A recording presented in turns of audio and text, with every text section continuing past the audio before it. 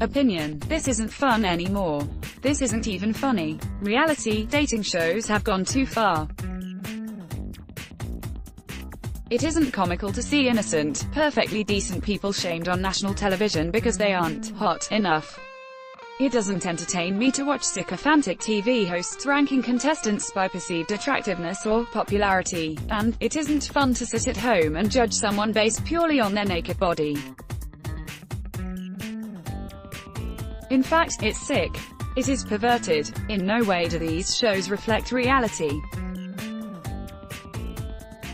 If the worlds of Naked Attraction and Heartbreak Island are reality for those in television land, then I feel sorry for them. This is not a reality I want live. The people behind these shows have all sorts of excuses for their unjustifiable smut. They'll say, irony-free, it's about body positivity.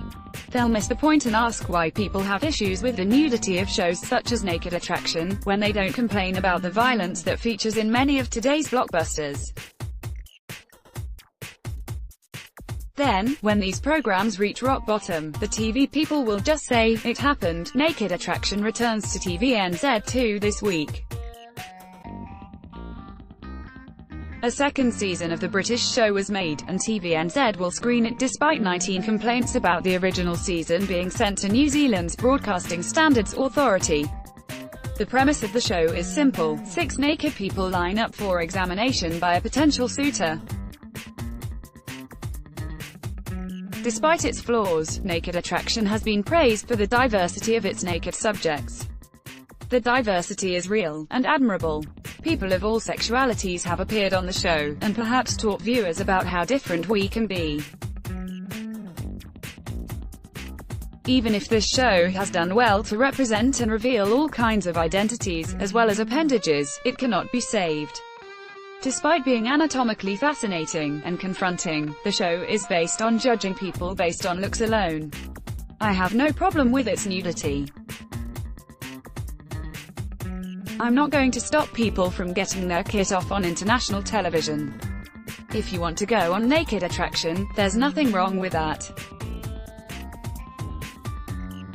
I'm not even worried about the fact that TVNZ is now broadcasting a show you can watch for free on Pornhub. What worries me is a growing trend for reality television to celebrate the objectification of people. We need to ask ourselves what kind of reality we're now celebrating and reflecting through these programs. I have written a wasteful amount about reality television in the past year. I've had to watch very bad, horrible and exceptionally terrible television shows in the name of, until last month, a program had never been so atrocious it made me angry. TVNZ didn't just bore me, it managed to make my blood boil. The show is mostly the same as Naked Attraction, except the contestants wear a small amount of clothing and is sponsored by Fiji Tourism. In its first episode, Kiwi hosts Mark Dye and Matilda Rice rank contestants from most popular to least popular. It was crude and cruel. It represented a new low for shows like this, and yet TVNZ still managed to defend it, and they've decided to make another season. A TVNZ staffer told critics to wait and see. Wait to see how the contestants would learn the errors of their ways and change to be kind, decent beings. But it never happened. The only reflection was during a awkward aside in which one woman said this show had given her the chance to meet people she would have never met on Tinder. Truly inspiring. I don't blame the contestants. They wanted Instagram followers, so they played the game. They entered into a creepy contest designed for voyeurs who are fed up with vanilla reality shows that just make you marry someone at first sight. In it, they were encouraged to drink. They were put in situations where they had to rank each other, objectify their counterparts and be generally horrible people. They decided it was perfectly fine to publicly critique women's breasts. They compared their genitalia, kept score of who was hottest, and manipulated others' emotions and trust. It was a show that rewarded one's ability to manipulate their romantic partners. It celebrated those who were deemed hot, and wasn't afraid to publicly shame those who they thought were not. It was tone-deaf, repugnant and shallow.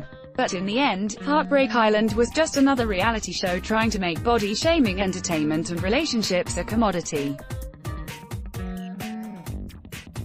This is what we call entertainment. I'm worried because in any other situation this is just plain old harassment. And these broadcasters have decided to normalize it. TVNZ has a lot to answer for. It has decided to screen shows that place attractiveness above any other quality. It's decided to commission a show in which inebriated wannabe models will bully and exploit those they claim to be closest to, in return for fame. If it's entertaining for you, I don't aim to ruin your fun. I just wonder, what's next? And what's the effect of all this for people learning about relationships, about loving their own body and trusting others? Because TVNZ's reality is certainly not something I want to see more of. Stuff promoted, stories recommended by